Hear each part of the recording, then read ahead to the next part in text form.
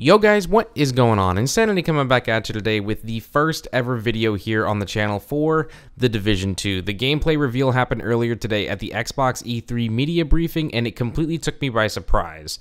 I really didn't expect anything to be showcased until the UBE3 Ubisoft press conference on Monday, but they pretty much took this, rabbit out of the hat and said, here you go guys, here's The Division 2, here's how it looks, we're playing it on the Xbox stage. What do you think? And all I can say is the hype is real. Let's just go ahead and jump into it. What do we see? Let's just go with it. First of all, the gameplay reveal opens up with players located in this jungle type area, which seems to be some sort of maybe a national park or some type of trail. This is not an urban environment whatsoever, which is a completely 100% 180 from what we used to see over in The Division with just the New York streets everywhere, so that's a nice change. Next thing you can go ahead and see here is that there is a supply drop up in the air that one of the players did indeed shoot, and it dropped a veteran piece of gear, and why not? It's a shotgun, right? A little Easter egg that was pretty much waiting for you in the next room is this lovely Christmas tree here. It was turned on. It pays tribute to the many years players, such as myself, spent over in New York, running around in New York City in that Christmas type of environment.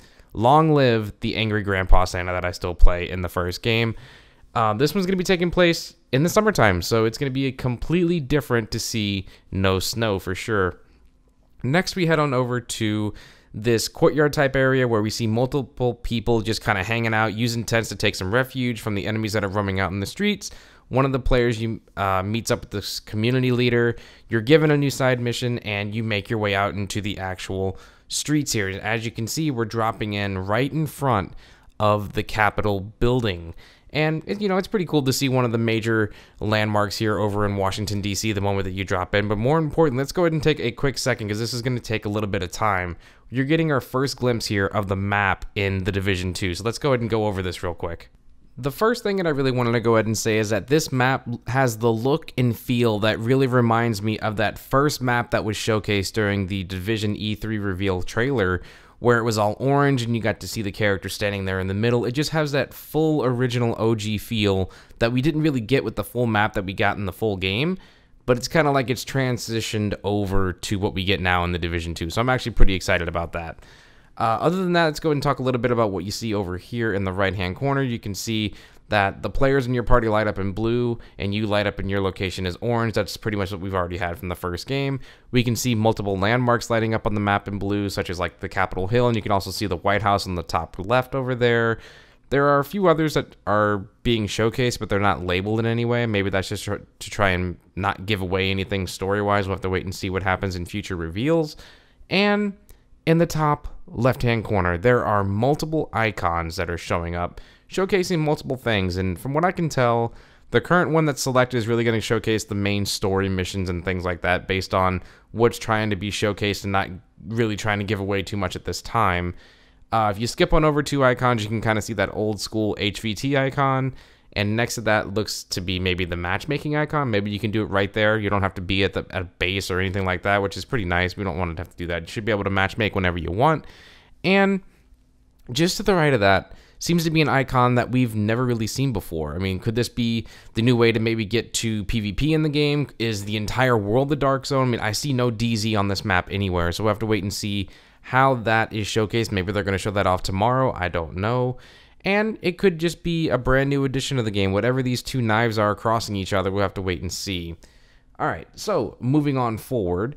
Alright, so once the side mission is selected, you can see that it's called Pin Quarter Station. The enemy level is set to 30, and it gives you a list of rewards. XP, what we already know about, is all for your player progression. And of course, whenever you're trying to earn something like a proficiency cache, if those make a return in the Division 2, we've yet to figure that out. You can see that there's boss loot drop, which is from Lieutenant Parker, and it seems that we're also getting a new set of currency to help rebuild our base here in the Division 2. Wherever that base is, I have no idea, but this mission offers 850 theater restoration. So there you go with that. Next, we're going to be making our way on over to this little sinkhole area over here, and you can see that the emote wheel is making a full return in the Division 2, and we get to see a couple of emotes there, 8 in total, where a lot of them are returning ones from the first game, such as the fan favorites, the jumping jacks, and of course, the applause emote. I mean, just clapping over dead people, it's classic, right?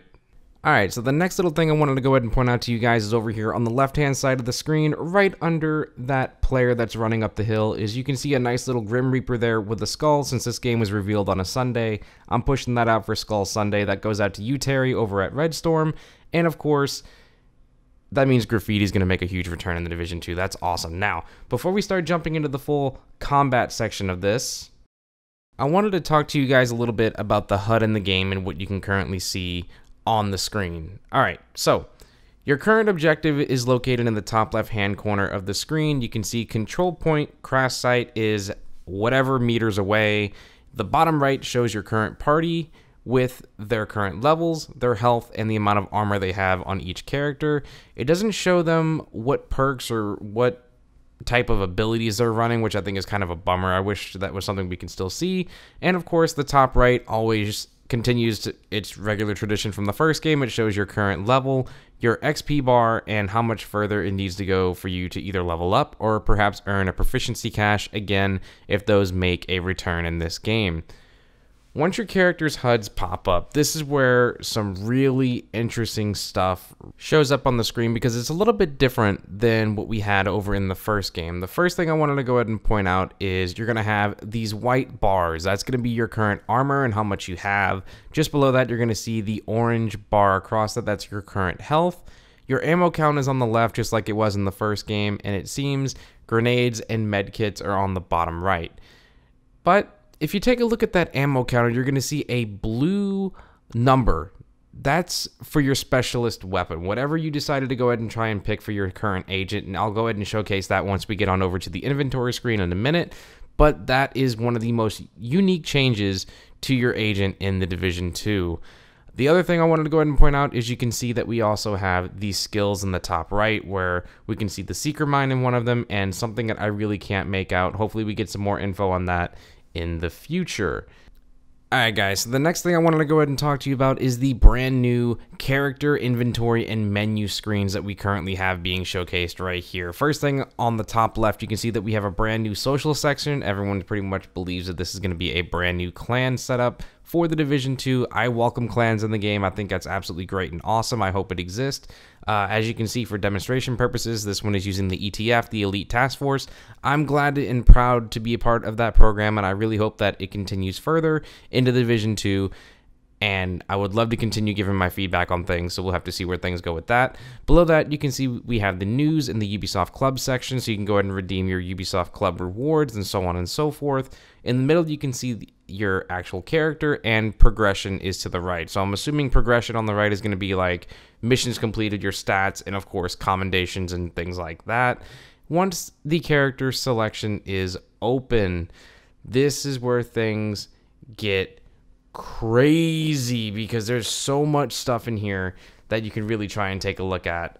The first thing with the screen I really just wanted to go ahead and try and point out to you guys is the fact that the Division has always been about player choice and how you can make your agent the way you want and play how you want.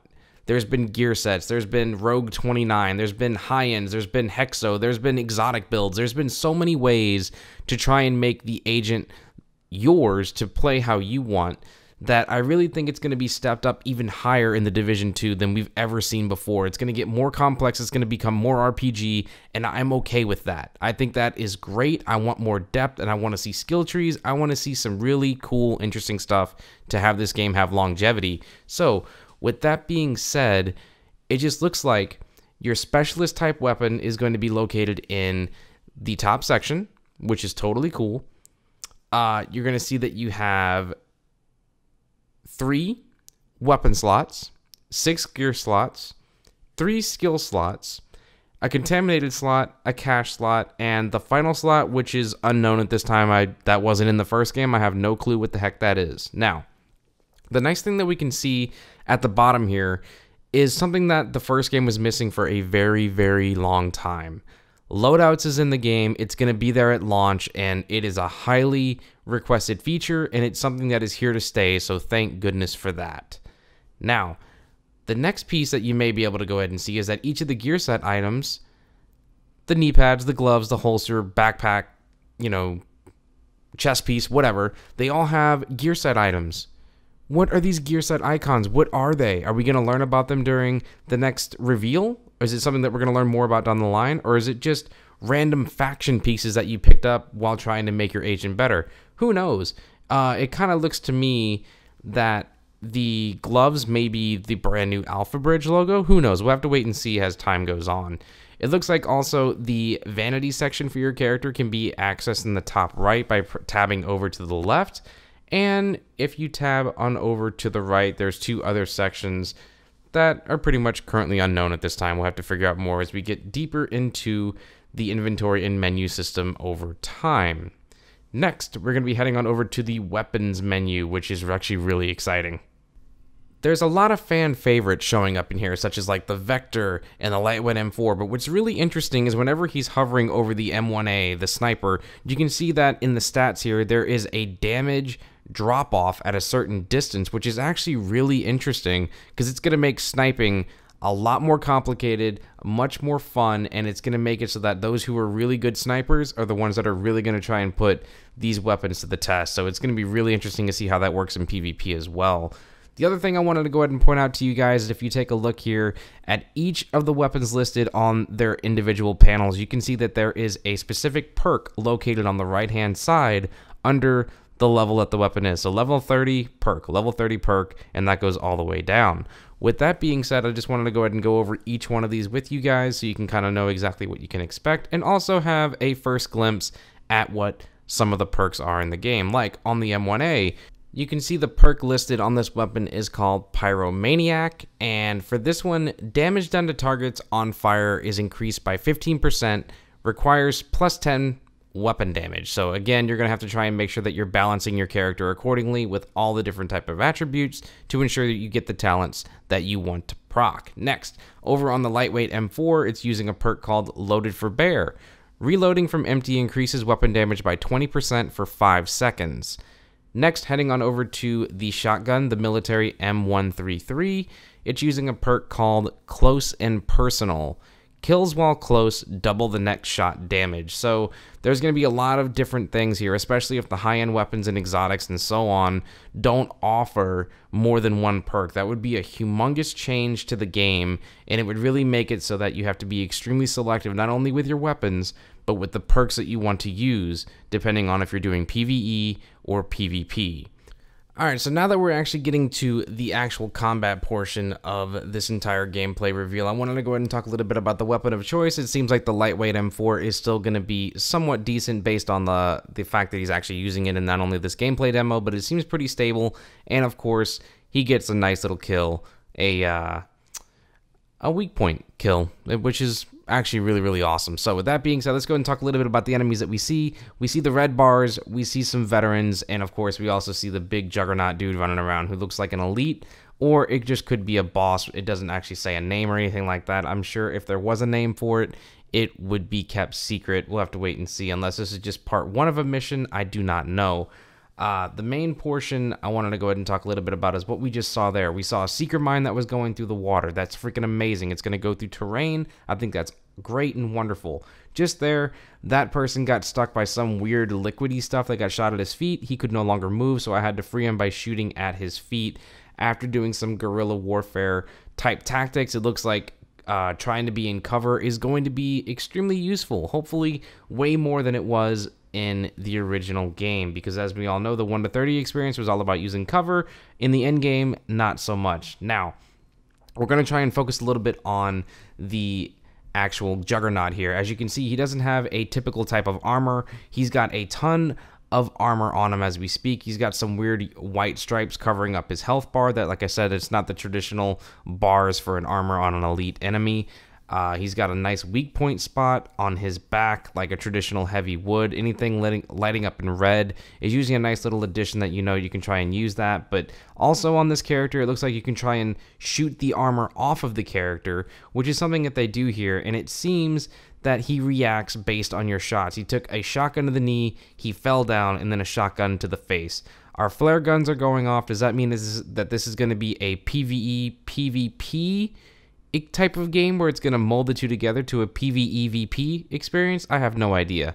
But that's pretty much everything, guys. I mean, we've had a long time of sitting here twiddling our thumbs, waiting for the Division 2 to be fully revealed, and it's finally here. I have no idea if what's about to happen next in this particular gameplay reveal is going to showcase something that we may have already done in the past, if this is going to continue the side mission that we're currently on, if this is going to have a nice little bridging gap there to maybe start an incursion, or are we going to be getting something completely brand new?